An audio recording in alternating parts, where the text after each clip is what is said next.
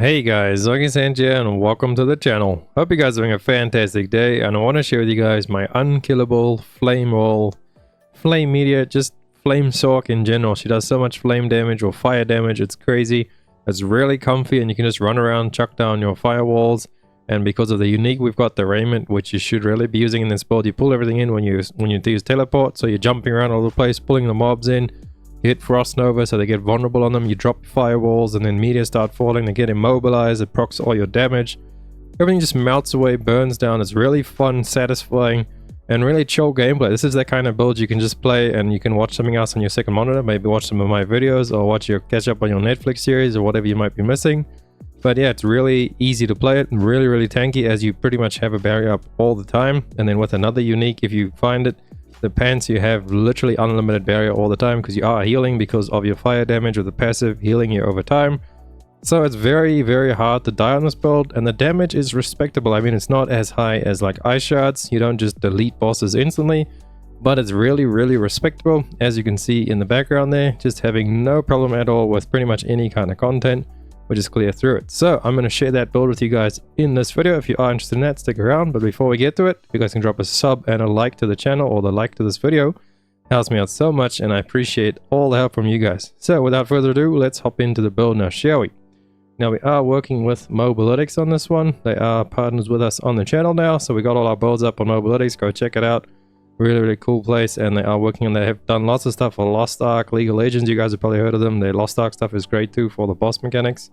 But yeah, go check it out. The link will be down below in the description for them. Go check out. I'll have all of this there for you guys. So we have everything we need to know. I even set it up on the leveling for you guys. Have it all put up there for you guys. You can level this up. Well, I wouldn't suggest really playing this as a leveling build. I mean, you could, but you only really get Firewall at level 18. So the first like couple of levels, you're pretty much stuck with Firebolt and Frost Nova as like your main source of damage. So what you could do then is change this up a little bit, maybe drop some of these points from potent warding and put it into flame, what's it called, the fireball thingy.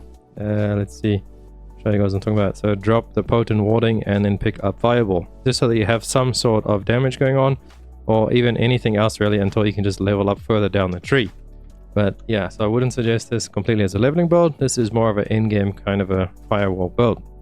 But how it all works together, we got the skills over there. Let me switch that back. So we got Fireball, then we pick up all these core skills. We only really get this one, Devastation, to get further down into Potent Warding.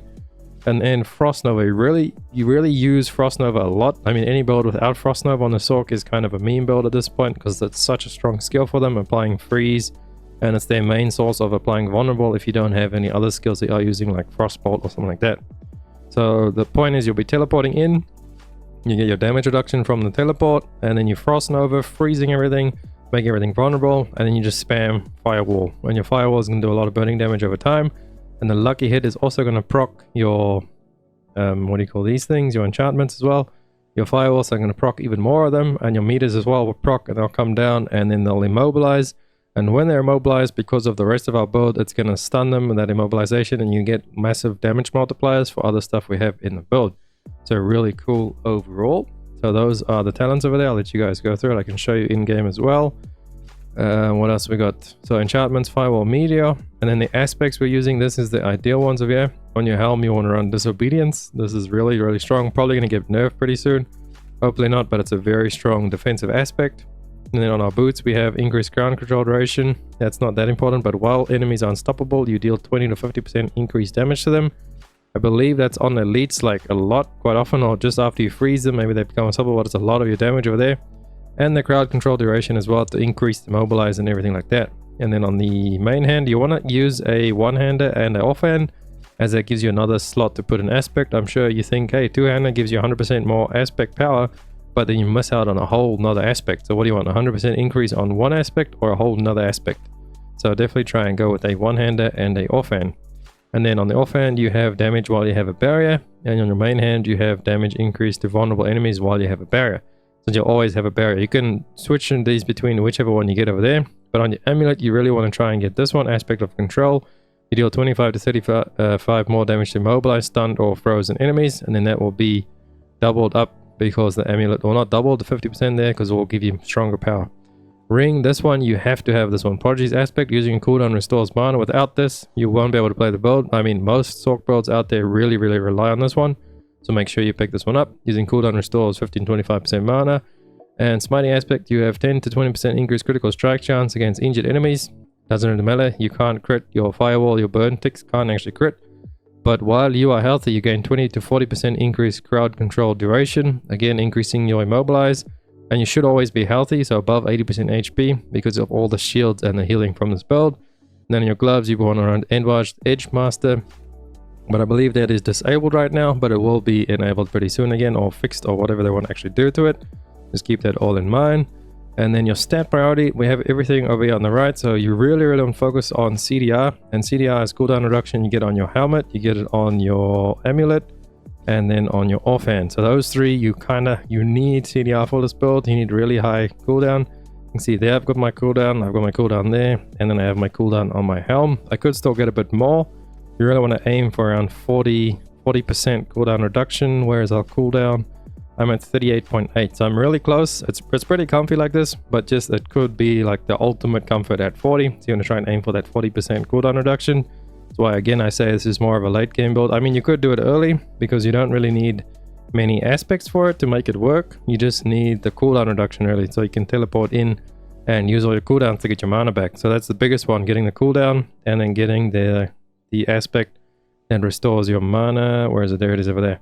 That took me so long to get. I actually ended up using the one in the beginning that gives you resource when your fire skills deal damage. It's like a 10% tick to give you mana back on fire. You could use that one early on until you find this. It's just going to feel a little bit weaker with that. And then the next thing you really need to do is your crit strike damage. You really need to try and get your crit strike damage as high as you can. So on your rings, amulet, I don't think so. Over there, I can't remember where exactly crit strike damage. So, but I think mainly the weapon and the rings. The reason being is because in your Paragon board, if I show you guys, where is it? Burning Instincts. Your burning damage is increased by 40% of your critical strike damage, further increased by 5% for every 20 int. So currently I have 182% increased burning damage just because of my int and my crit strike damage. So that's why crit is really important. Not crit chance, but crit damage, just because it boosts that. Your fire skills, your burns can't actually crit, so crit chance doesn't really do anything for you, but the crit damage does a lot for you, as you can see there. So changing that, I can take off a ring and I'll show you guys the difference. It was at 182 and now it is at 118. So that one ring is giving like 70% or less than 70%. That's a lot though. That's crazy amounts that you're getting there.